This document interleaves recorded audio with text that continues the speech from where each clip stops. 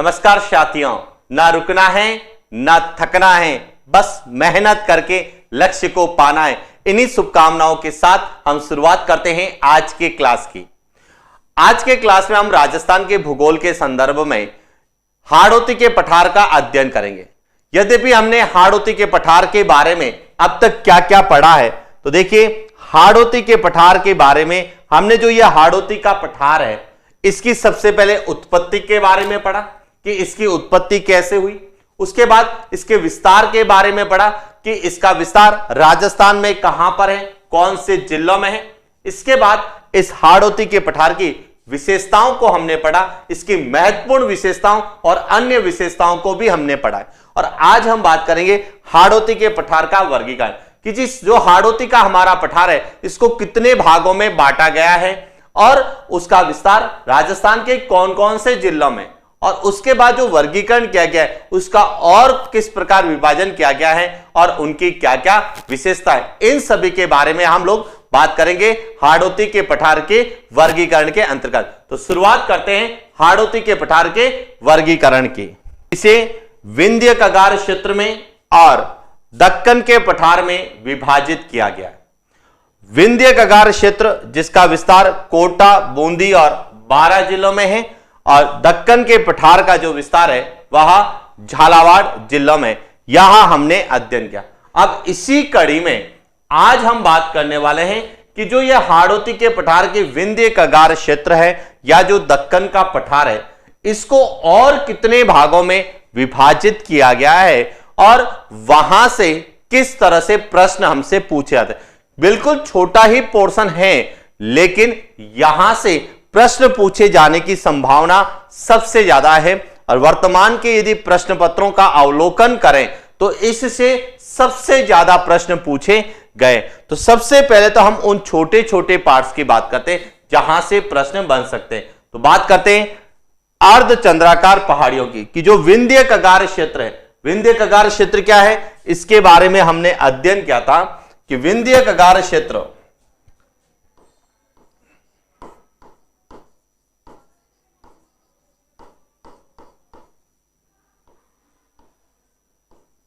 विंध्य कगार क्षेत्र यहां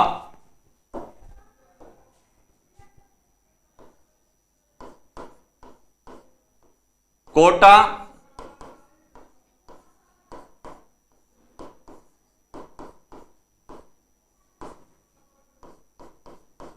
बारह जिलों में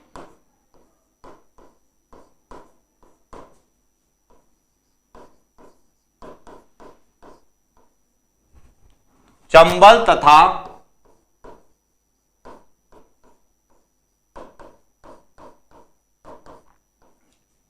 बनास नदियों के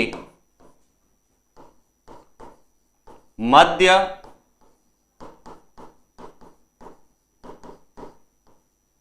बलुआ पत्थर से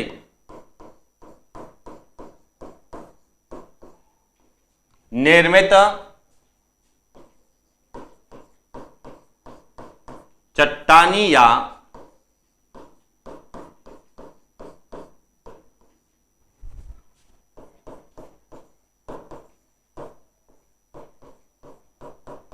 पथरीला प्रदेश है। यानी कि यहां 3 जिलों में यह फैला हुआ है कोटा, बूंदी और 12। इन 3 जिलों में जो बनास और चंबल नदियों का जो दोआब प्रदेश है, उनके मध्य बलुआ पत्थर से निर्मित यह एक कैसा है, चट्टानी प्रदेश है, जिसे क्या कहा जाता है, विंध्य कगार क्षेत्र कहते हैं। अब इस विंध्य कगार क्षेत्र को 3 भागों में डिवाइड किया गया है। एक कहलाता है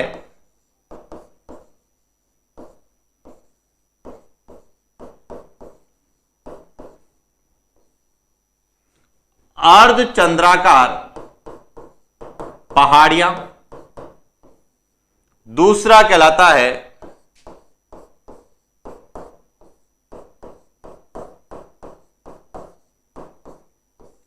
नदी निर्मित मैदान, और तीसरा कहलाता है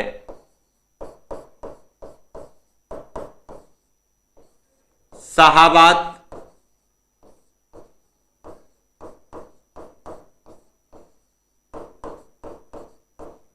उच्च भूमि क्षेत्र।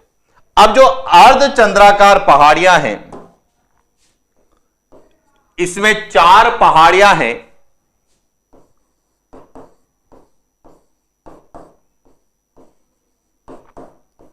बूंदी की पहाड़ियां हैं,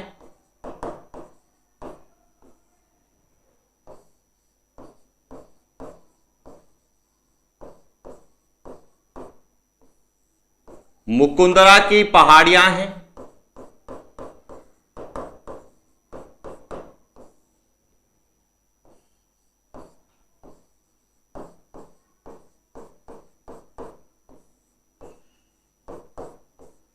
कुंडला की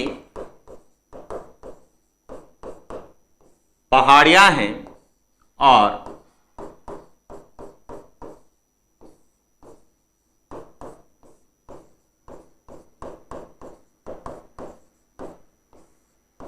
रामगढ़ की पहाड़ियां। तो इस तरह से यह पूरा विंध्य कगार क्षेत्र। अब हम एक एक को लेके बात करते हैं। सबसे पहले बात करते हैं अर्धचंद्राकार पहाड़ियों की, कि अर्धचंद्राकार पहाड़ियों में ये जो 4 पहाड़ियां हैं, बूंदी की पहाड़ियां, मुकुंदरा की पहाड़ियां, कुंडला की पहाड़ियां और रामगढ़ की पहाड़ियां, यहां से क्या प्रश्न पूछे जाते हैं या कैसे प्रश्न बन सकते हैं। तो सबसे पहले हम बात करते हैं बूंदी की पहाड़ियों की, कि बूंदी की पहाड़ियां क्या है। तो देखिए, यहां हाड़ौती का पठार इस तरीके से,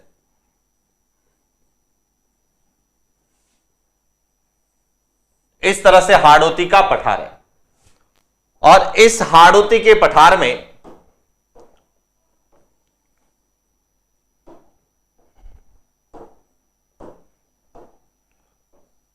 इस तरह से चंबल नदी बहती है। यहां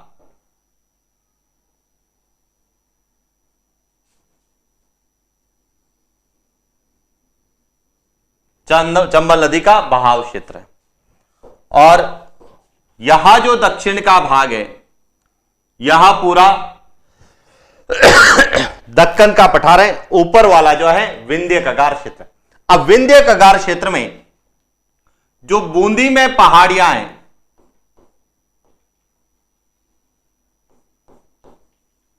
इन पहाड़ियों को कहा जाता है बूंदी की पहाड़ियां।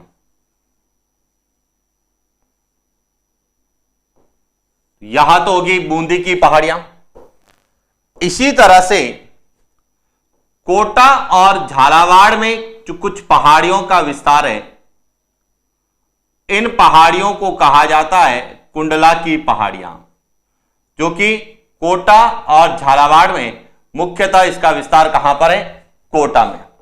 इसी तरह से कोटा के आसपास कुंडल के आकार की जो पहाड़ियां हैं, इन पहाड़ियों को कहा जाता है कुंडला की पहाड़ियां।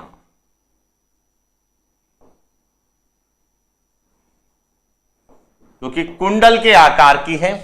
और बूंदी में जो घोड़े के नाल के आकार की पहाड़ियां हैं, इन पहाड़ियों को कहा जाता है रामगढ़ की पहाड़ियां।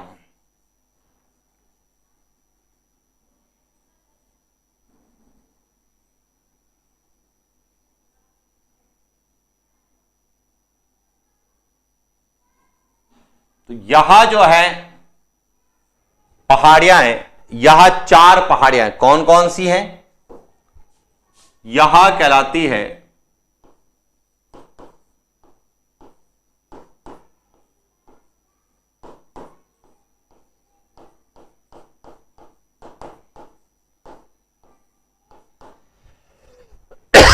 बूंदी की पहाड़ियां, यहां कहलाती है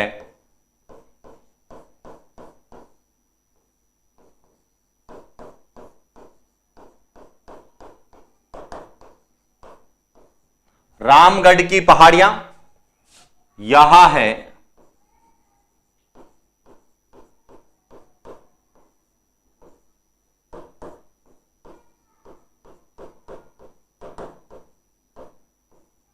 कुंडला की पहाड़ियां और यहां है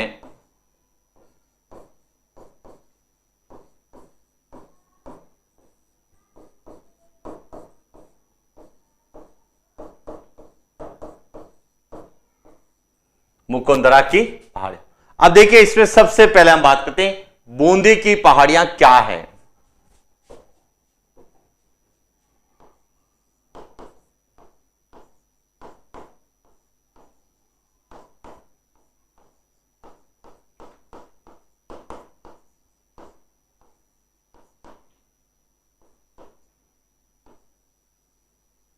बूंदी की पहाड़ियां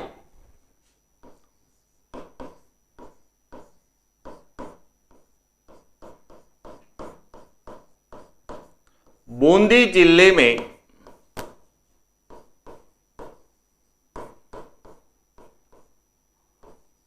स्थित पहाड़ियां जिन्हें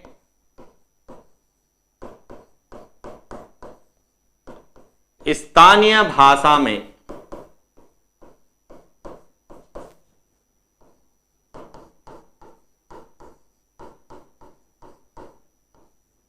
आडावाला पर्वत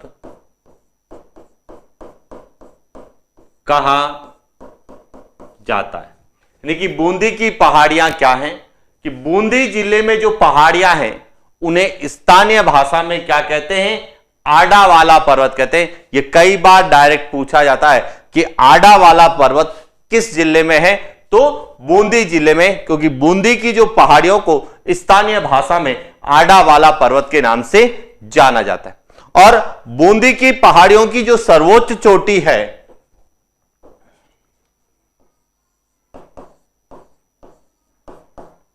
बूंदी की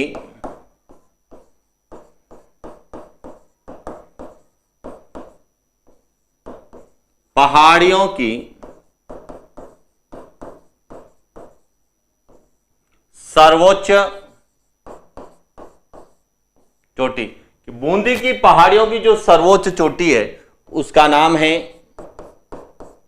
सतुर। किस जिले में है, यहां बूंदी जिले में। और इसकी ऊंचाई कितनी है,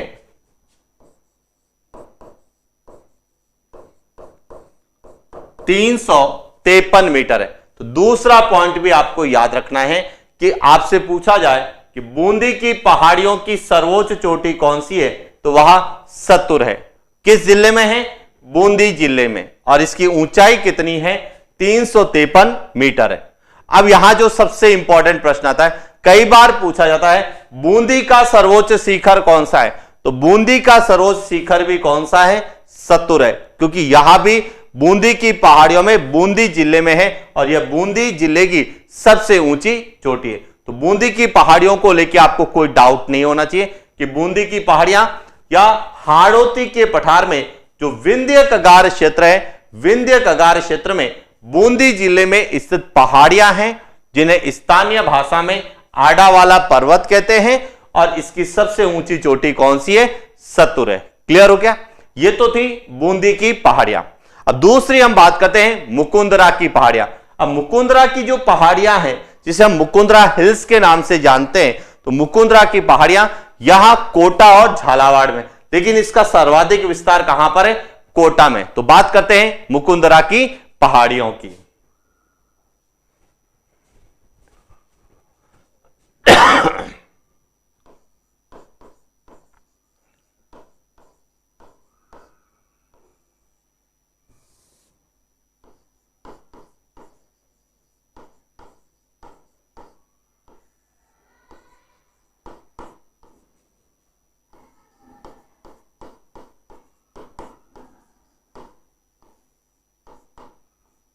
मुकुंदरा की पहाड़ियां,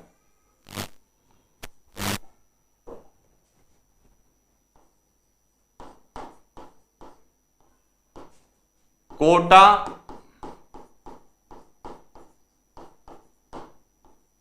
झालावाड़ में स्थित पहाड़ियां जो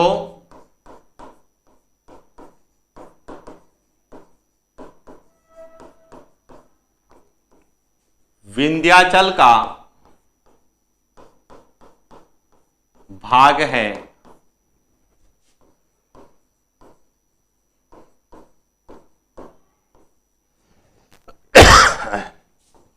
मुकुंदरा की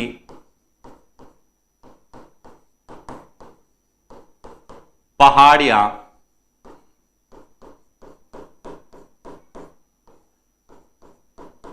कहलाती है। कि जो कोटा और झालावाड़ में जो पहाड़ियां है, यह किसका भाग है? विंध्याचल का भाग है। ये ध्यान रखना, हाड़ौती में तो स्थित है, लेकिन यह किसका भाग मानी जाती है? विंध्याचल का या विंध्य श्रेणी का भाग मानी जाती है, जिसे हम क्या कहते हैं? मुकुंदरा की पहाड़ियां कहते हैं। और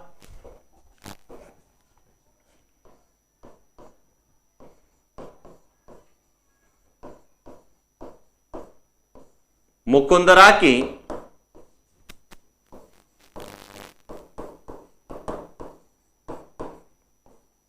पहाड़ियों की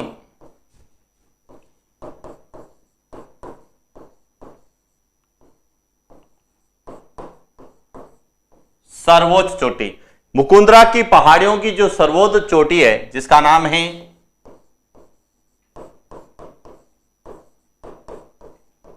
चांदबाड़ी, किस जिले में है?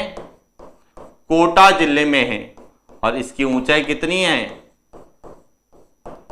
517 मीटर। तो आपसे पूछा जाए मुकुंदरा के पहाड़ियों की सर्वोच्च चोटी कौन सी है?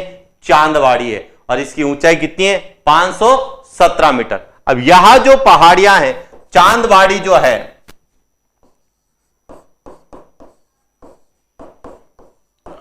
चांदबाड़ी चोटी यहां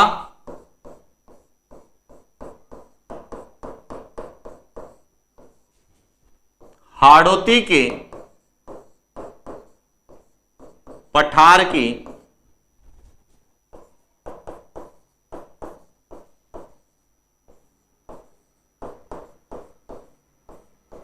सर्वोच्च चोटी है। यदि आपसे पूछा जाए कि हाड़ौती के पठार की सर्वोच्च चोटी कौन सी है, तो हाड़ौती के पठार की भी सर्वोच्च चोटी कौन सी है? चांदबाड़ी है। तो इसलिए हमें चोटियां नहीं पूछकर कई बार क्या पूछा जाता है कि हाड़ौती के पठार की सबसे ऊंची पहाड़ियां कौन सी है? तो हाड़ौती के पठार की जो सबसे ऊंची पहाड़ियां हैं, वह कौन सी है? मुकुंदरा की पहाड़ियां। क्यों है? क्योंकि मुकुंदरा के पहाड़ियों की जो सबसे ऊंची चोटी है, जिसका नाम है चांदबाड़ी, यहां हाड़ौती के पठार की सबसे ऊंची चोटी है। इसीलिए जो है चांदबाड़ी या मुकुंदरा की पहाड़ियां यहां हाड़ौती के पठार में सबसे ऊंची है। क्लियर हो गया? इसके बाद तीसरी है कुंडला की पहाड़ियां।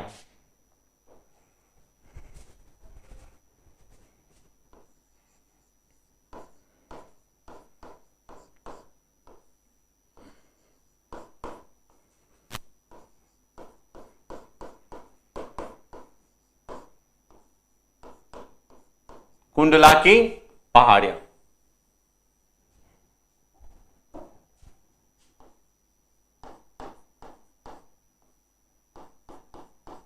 कोटा जिले के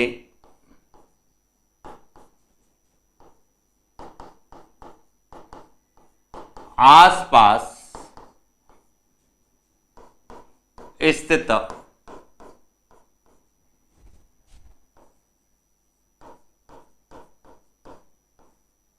कुंडल के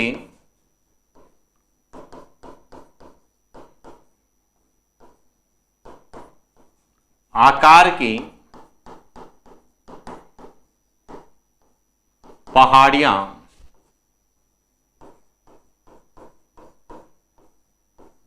कुंडला की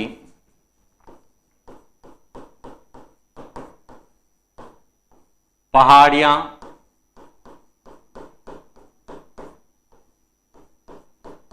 कहलाती। यह भी ध्यान रखना कि कुंडला की पहाड़ियां कहां पर है? तो कोटा जिले में। और इनकी आकृति जो है वह कुंडल के समान है। कुंडल देखा होगा आपने इस तरीके का। यह कोटा के आसपास इस तरह से कुंडल के आकार में फैली हुई पहाड़ियां हैं, इसीलिए इन्हें क्या कहा जाता है? कुंडला की पहाड़ियों के नाम से जाना जाता है। तो कुंडला की पहाड़ियां कहां पर हैं? तो कोटा जिले में स्थित कुंडल के आकार की पहाड़ियों को क्या कहते हैं? कुंडला की पहाड़ियां कहते हैं। और इनकी कोई पर्टिकुलर विशेषता नहीं है, बस यह अपने आकार के कारण चर्चित रहती है या आकार के कारण जानी जाती है। और इसके बाद है रामगढ़ की पहाड़ियां।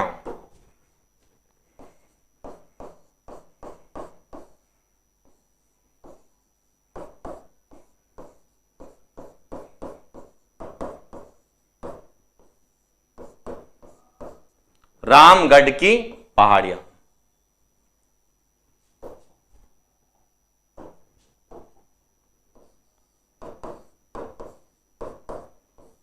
बूंदी में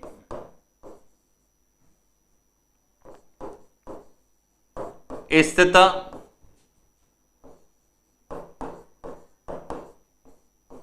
घोड़े के नाल के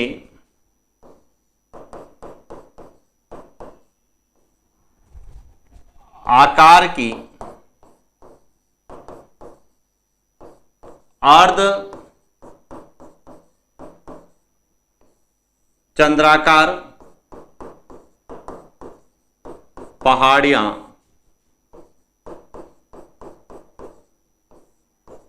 रामगढ़ की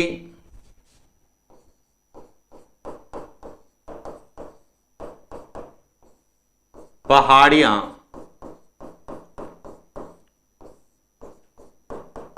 कहलाती है। यानी कि बूंदी में जो घोड़े के नाल के आकार की जो पहाड़ियां हैं, अर्ध चंद्राकार, घोड़े के नाल की अर्ध चंद्राकार का मतलब है इनका जो आकार है इस तरीके का आकार है। इस आकार की जो घोड़े का नाल होता है, इस आकार की जो अर्ध चंद्राकार पहाड़ियां हैं, इन पहाड़ियों को क्या कहा जाता है? रामगढ़ की पहाड़ियों के नाम से जाना जाता है।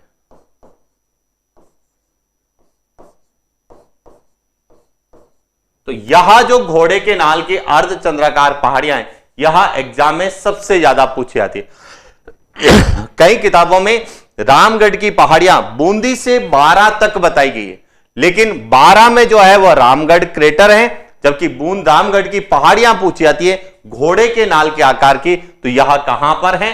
तो वह बूंदी में। इसीलिए इन्हें जो है हॉर्स शू कई बार पूछा जाता है।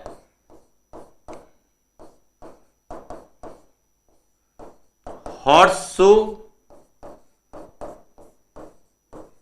की पहाड़ियां, हॉर्स शू की पहाड़ियां का मतलब है कि घोड़े के जो पैर है उसके आकार, यानी घोड़े के नाल के आकार की पहाड़ियां।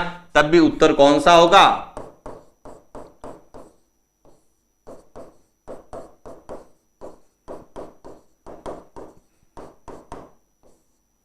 रामगढ़ की पहाड़ियां। तो इस तरह से हाड़ौती के पठार में जो 4 अर्धचंद्राकार पहाड़ियां जिनके बारे में हमने चर्चा की है, जो कि विंध्य कगार क्षेत्र का भाग है, इसमें कोई आपको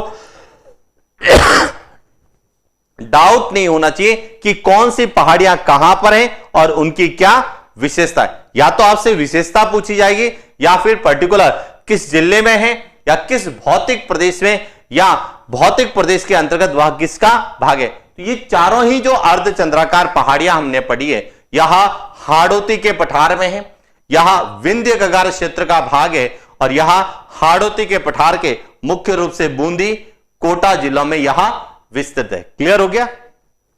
अब बात करते हैं अगला, नदी निर्मित मैदान। कि नदी निर्मित मैदान क्या है?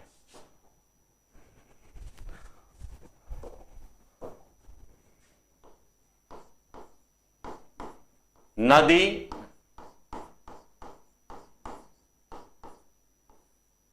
निर्मित मैदान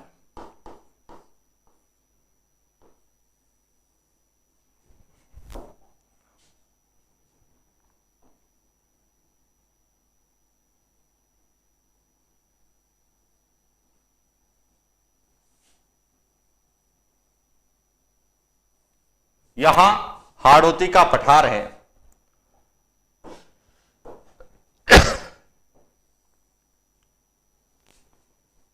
और यहां चंबल नदी है।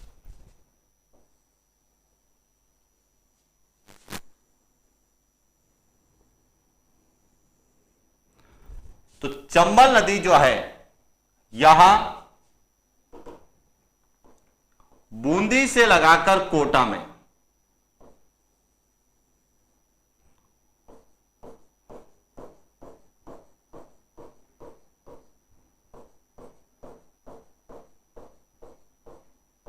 कौन कौन से जिला में, बूंदी और कोटा, कि चंबल और इसकी जो सहायक नदियां हैं उसके द्वारा बूंदी कोटा में जो एक मैदान का निर्माण करती है उसे हम क्या कहते हैं, नदी निर्मित मैदान। तो नदी निर्मित मैदान क्या है,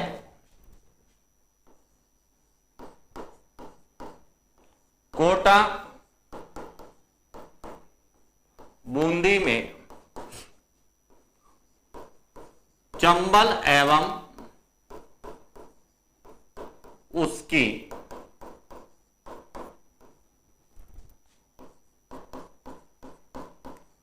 सहायक नदियों द्वारा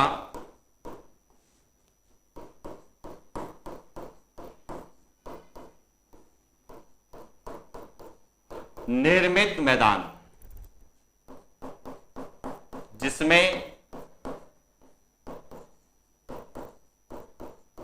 चावल, गेहूं, गन्ना आदि का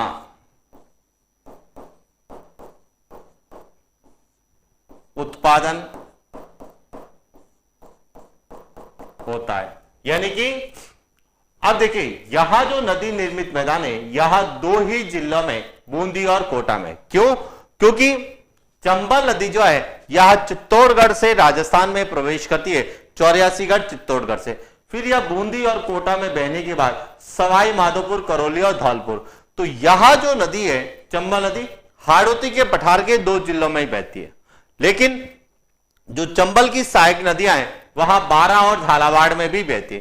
तो ये सब नदियां जो हैं बूंदी और कोटा में एक मैदान का निर्माण करती है और उसमें चावल, गेहूं और गन्ने का उत्पादन होता है, इसीलिए इस मैदान को हम नदी निर्मित मैदान की संज्ञा देते हैं। तो क्लियर हो गया कि नदी निर्मित मैदान कहां पर है, तो कोटा और बूंदी में है, और इसका निर्माण किसके द्वारा किया गया है, तो चंबल और उसकी सहायक नदियों द्वारा यह निर्मित है। अब इसमें चावल, गेहूं और गन्ने का उत्पादन होता है, तो इसीलिए ध्यान रखना राजस्थान में चावल जो है सबसे ज्यादा बूंदी में बोया जाता है। हालांकि उत्पादन हम कहते हैं हनुमानगढ़ में होता है, लेकिन सबसे ज्यादा चावल कहां बोया जाता है, वहां बूंदी में बोया जाता है, इसी नदी निर्मित मैदान में बोया जाता है। क्योंकि चावल एक खाद्यान्न है और खाद्यान्न के लिए झलोट मिट्टी की आवश्यकता होती है, और झलोट मिट्टी नदियों द्वारा लाई गई मिट्टी क्या कहलाती है, झलोट मिट्टी कहलाती है। इसीलिए बूंदी में चावल सबसे ज्यादा बोया जाता है। क्लियर हो गया? तो यह था नदी निर्मित मैदान।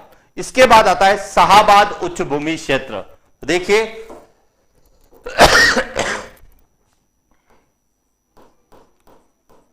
शाहाबाद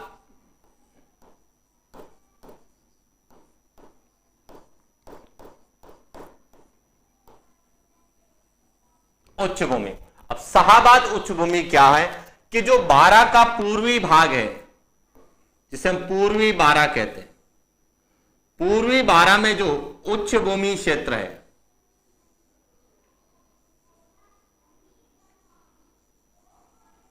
पूर्वी बारा का उच्च भूमि क्षेत्र जहां सहरिया जनजाति निवास करती है, उस क्षेत्र को किस नाम से जाना जाता है, शाहाबाद उच्च भूमि के नाम से जाना जाता है। और इसकी जो सबसे ऊंची चोटी है वह कौन सी है, कांबा है, और किस जिले में है, बारा जिले में। तो शाहाबाद उच्च भूमि क्षेत्र क्या है,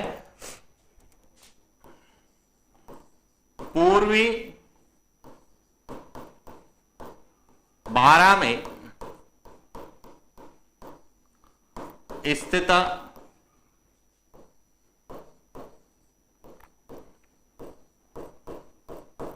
उच्च भूमि क्षेत्र जहां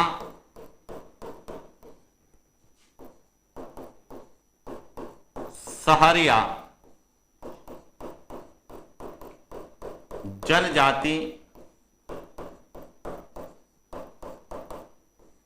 निवास करती है, उसे क्या कहते हैं? शाहाबाद उच्च भूमि क्षेत्र।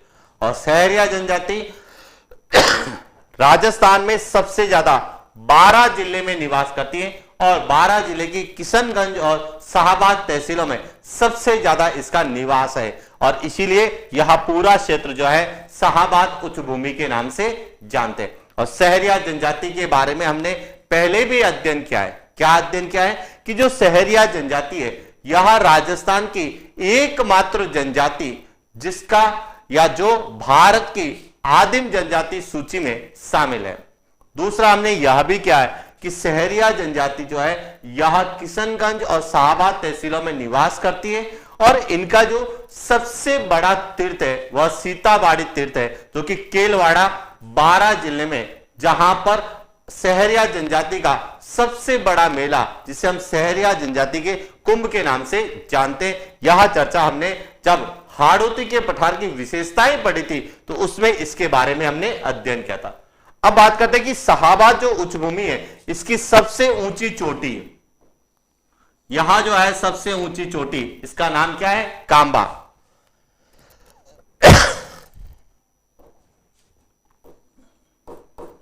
शाहाबाद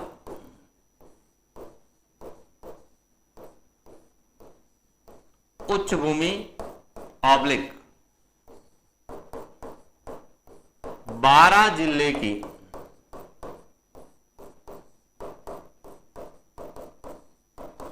सबसे ऊंची चोटी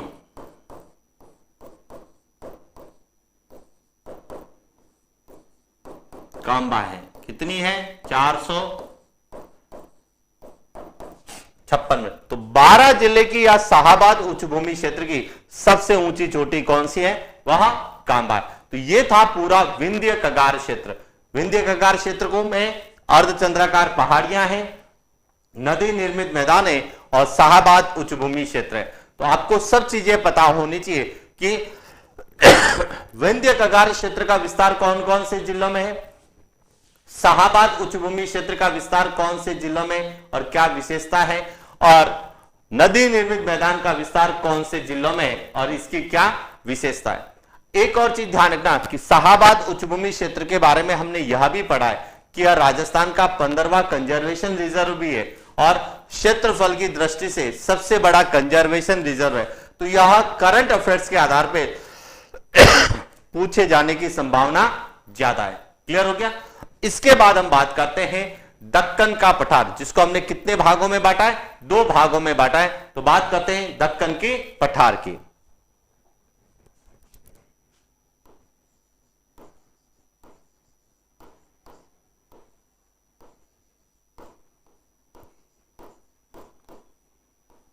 दक्कन का पठार। अब दक्कन का पठार क्या है?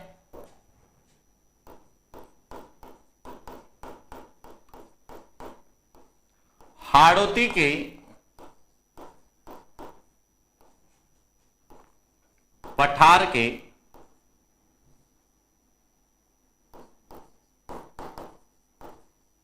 विंध्य कगार क्षेत्र के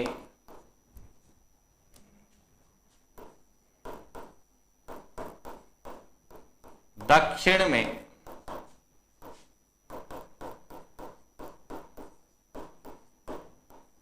झालावाड़ में स्थित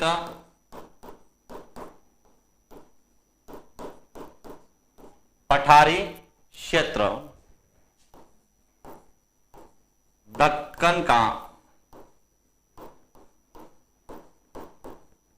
पठार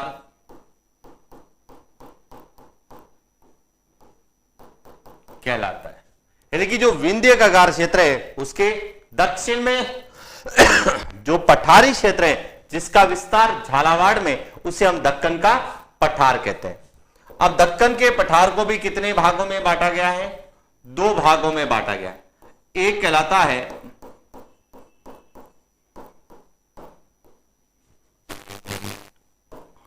झालावाड़ का पठार। क्या कहलाता है? झालावाड़ का पठार। अब देखिए झालावाड़ का पठार क्या है? झालावाड़ का पठार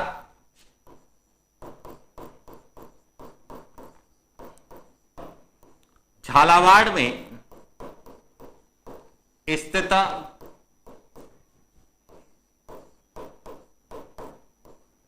पठारी क्षेत्र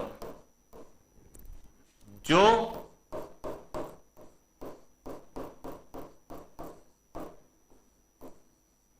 मालवा के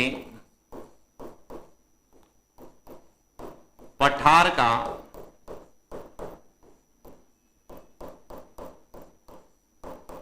उत्तरी भाग है। कि झालावाड़ में स्थित जो पठारी क्षेत्र है जो मालवा के पठार का उत्तरी भाग है उसे हम क्या कहते हैं? झालावाड़ का पठार कहते हैं। तो झालावाड़ का पठार का प्रश्न यदि डायरेक्ट पूछा जाएगा यह किसका भाग है, तो यदि हाड़ौती के भौतिक प्रदेश में पूछे तो हाड़ौती के पठार का भाग है, और हाड़ौती के पठार में पूछे तो यह दक्कन के पठार का भाग है। और यदि यह भारत के भौतिक प्रदेशों से पूछा जाता है तो यह मालवा के पठार का उत्तरी भाग है। क्लियर हो गया? इसके बाद दूसरा है डग गंगधर प्रदेश। कई जगह यह डग गंगाधर प्रदेश के नाम से भी लिखा हुआ मिलता है। तो डग गंगाधर, डग गंगाधर या डंग गंगाधार सब एक ही है। क्लियर? अब ये है क्या यह समझना है।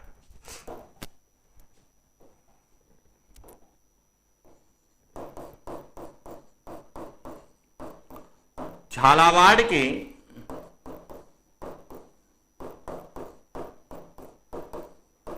दक्षिण पश्चिम में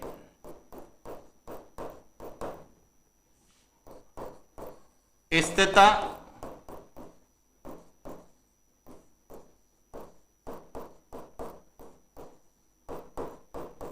उच्च भूमि क्षेत्र डग गंगाधर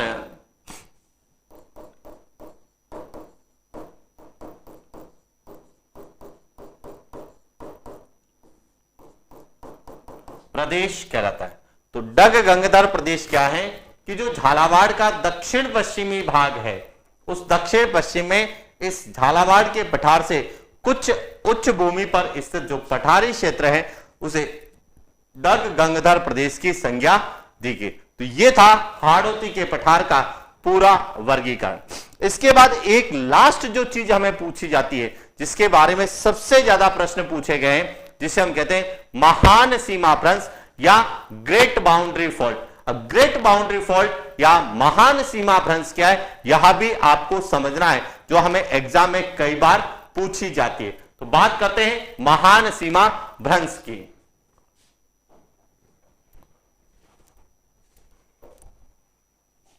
यह जो है यह है अरावली पर्वतमाला और यह है पूरा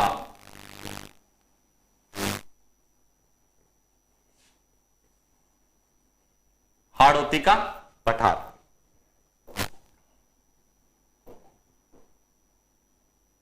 यह इस तरह से हाड़ौती का पठार है और यह मैदान है। इस हाड़ौती के पठार में बूंदी से लगाकर सवाई माधोपुर के मध्य एक पूरी भ्रंश घाटी है।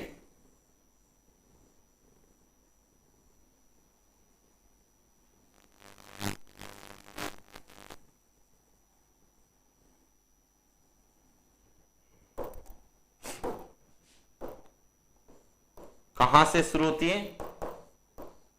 बूंदी से लगाकर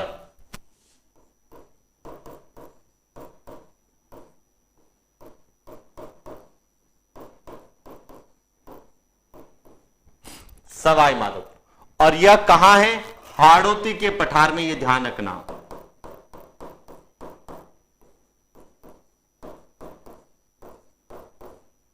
हाड़ौती के पठार। अब समझना क्या है,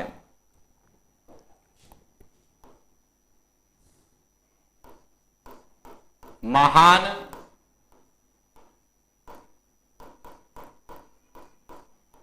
सीमा, महान सीमा भ्रंश। कि महान सीमा भ्रंश क्या है, इसको एक अच्छे से समझना।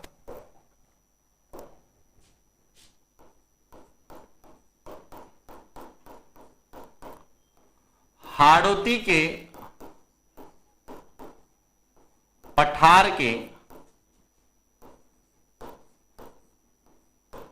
उत्तर पश्चिम, जिसको लिखा जाता है पश्चिमोत्तर,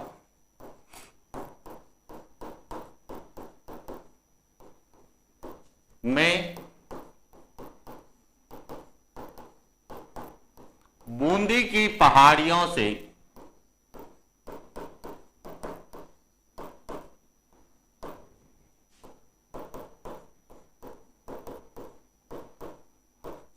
सवाई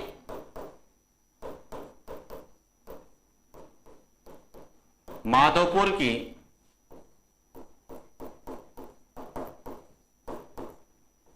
पहाड़ियों के मध्य स्थित भ्रंश ऑब्लिक दरार को महान सीमा भ्रंश, ग्रेट बाउंड्री फॉल्ट कहा जाता है। अब आपको एकदम क्लियर हो गया, महान सीमा भ्रंश, इसे ही हम क्या कहते हैं? ग्रेट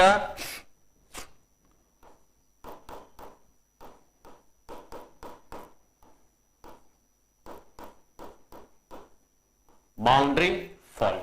कि ग्रेट बाउंड्री फॉल्ट या महान सीमा भ्रंश क्या है? कि जो हाड़ौती के पठार का, अब समझना, यह उत्तर दिशा, यह दक्षिण, यह पूरब और यह पश्चिम।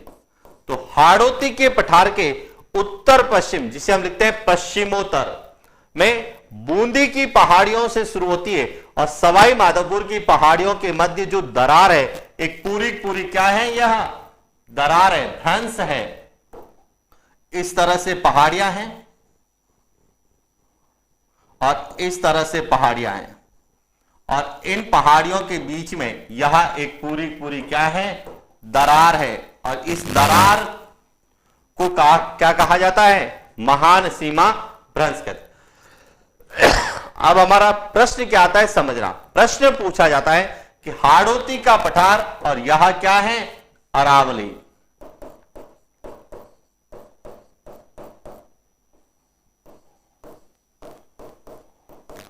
कि हाड़ौती के पठार और अरावली को अलग करने वाली संरचना कौन सी है? तो यह ग्रेट बाउंड्री फॉल्ट है। यह हाड़ौती के पठार और अरावली को क्या करती है? विभाजित करती है। यह भी आपसे एग्जाम में पूछा जाता है। तो कई बार यह प्रश्न आया है। 2013 से लगाकर वर्तमान में बात करें तो इस प्रश्न को 3-4 से ज्यादा बार पूछा गया है कि ग्रेट बाउंड्री फॉल्ट या तो पूछा जाता है कहां से कहां तक है, या कहां पे स्थित है, या कौन से भौतिक प्रदेश में है, या कौन से भौतिक प्रदेशों को यह अलग करती है। तो जितने भी प्रश्न ग्रेट बाउंड्री फॉल्ट से बन सकते हैं, उन सभी प्रश्नों पर हमने बात की है कि ग्रेट बाउंड्री फॉल्ट कहां से कहां तक है, किस भौतिक प्रदेश में, और अरावली और हाड़ौती के पठार को यह क्या करती है? अलग करती है। सीधा भी प्रश्न पूछा जा सकता है। तो यह था आज का हमारा सेशन, जिसमें हमने हाड़ौती के पठार के वर्गीकरण के बारे में पढ़ा, और इसी के साथ हमारा एक भौतिक प्रदेश पूरा कंप्लीट होता है। कौन सा? हाड़ौती का पठार, कि देखिए हाड़ौती के पठार में हमने क्या क्या पढ़ा। सबसे पहले हाड़ौती के पठार की उत्पत्ति को पढ़ा, उसके बाद हाड़ौती के पठार के विस्तार को पढ़ा, इसके बाद हाड़ौती के पठार की क्या क्या विशेषताएं उनको पढ़ा, और उसके बाद हाड़ौती के पठार के वर्गीकरण को पढ़ा कि हाड़ौती के पठार के वर्गीकरण को लेके किस तरह से विभाजित किया गया है, कौन कौन से जिलों में है और उनकी क्या क्या विशेषता है। और इसी के साथ हमारा राजस्थान के भौतिक प्रदेशों में एक भौतिक प्रदेश कंप्लीट होता है। अगली क्लास में हम लोग एक नए भौतिक प्रदेश के साथ उसकी शुरुआत करेंगे। आज के लिए इतना ही, मिलते हैं नेक्स्ट क्लास। Thank you.